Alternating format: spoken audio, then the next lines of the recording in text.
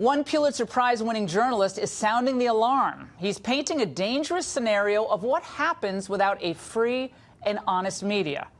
Glenn Greenwald wrote an article in The Intercept titled, "The U.S. media suffered its most humiliating debacle in ages, now refuses all transparency over what happened." With us to give us more insight is Greenwald himself, joining us now from Rio de Janeiro in Brazil. Glenn, it is great to see you. Recap for my audience what you wrote about over the weekend, about why particularly this CNN issue is so disturbing, given the enormity of the story regarding President Trump and the Russians. Right. So you described exactly how the story fell apart, and it's certainly the case that anyone in journalism, whether it's people at Fox or people at The Intercept or anywhere, are going to get stories wrong sometimes. This was not just a blockbuster story that fell apart, but what is most disturbing to me is two things. One, it's a long line now of stories about Trump and Russia that major media outlets have trumpeted in a very flamboyant way, only for those stories to completely fall apart upon minimal scrutiny, always going in the same direction of trying to prove that Trump really did collude with the Russians in a criminal way and that Russia is essentially taking over the United States. So it's not just one mistake, it's a huge series of them, always toward the same outcome and the same agenda. But the second and more disturbing thing for me, Laura, is the question of how it is that not just CNN, but ultimately CBS and MSNBC, which said they confirmed the story, got it wrong. They all claimed that multiple sources told them that this email sent to Don Jr. was dated before the WikiLeaks publications became public. How did multiple sources all get the same date wrong when talking to multiple media organizations? Well, Glenn, it's impossible to think about how that could be innocent, and Glenn, they refused to say. They refused to say over the weekend when they trotted out David Frum and Carl Bernstein, who's been dining out on Watergate for 40-plus years. They wouldn't even entertain questions about that. It didn't even go into that at all. But if multiple sources, I think the date was where there was missing one digit. Was it the 4th to the 14th or something like that? So given that case, how could multiple people read a number wrong or transmit it incorrectly? To me, that on its face, just I'm putting my legal cap, seems very far-fetched.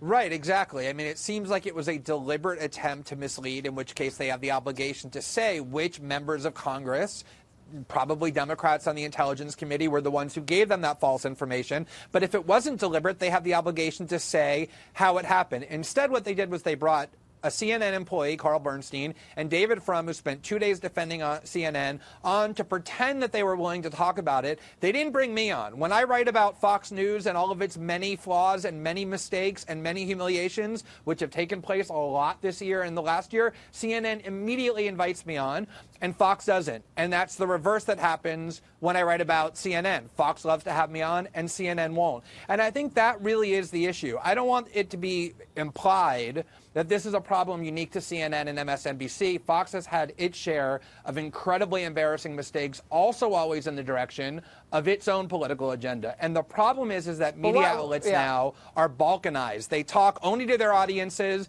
and they don't have any transparency or accountability duties, and that, I think, is what's ruining journalism. First of all, if I get something wrong, Glenn, you have an open invitation to come on and correct me. I have no problem. I'm not a perfect person, believe me. If I get something wrong, I'm happy to have you come on and have a conversation with it. So I'm not sure exactly what you're talking about there, but I want more people on my show. We have trouble sometimes getting people who are, Democrats on the show or liberals. So I'm always welcoming more voices. So I'm happy to have you on for that. But it's not just CNN, though. We have New York Times coming out with stories they have to then correct. Obviously, CBS, Washington Post sometimes repeats the false stories that other networks are printing. And sometimes what they say is there's a rush to get news out. It's just because of the speed of the internet. Is that a plausible explanation here? No, I don't think so, because, and this is what I said in my article, is that if people were just making mistakes journalistically because they were rushing or because human beings are fallible, as we all are, you would expect roughly 50% of the mistakes to go in one direction and 50% of the mistakes to go in the other direction. And what you're seeing in this story is the exact opposite. Virtually 100% of the mistakes that outlets like CNN and the Washington Post and MSNBC make are designed to undermine and subvert Donald Trump and to bolster the Russia-Trump story, just like all of Fox's mistakes are in the opposite direction. They don't mean your show, which is only a couple months old. I mean the two that Donald Trump loves to watch most, which is the morning show full of disinformation and the evening show that precedes yours. And I think that's the problem in journalism, is these mistakes stop looking like mistakes when they always go in the same direction and are always bolstering the same political agenda. And I think you're seeing that around most media outlets and not just the ones that we're discussing. I have a question on something slightly, well, completely unrelated, not slightly unrelated. Because you really push for transparency in various reporting, especially when they involve criminal wrongdoing or alleged criminal wrongdoing, do you think that in cases like with Al Franken and other people accused of sexual misdeeds, that women or men who make accusations should be able to remain anonymous? Do you think that's fair? No, I think that's terribly unfair.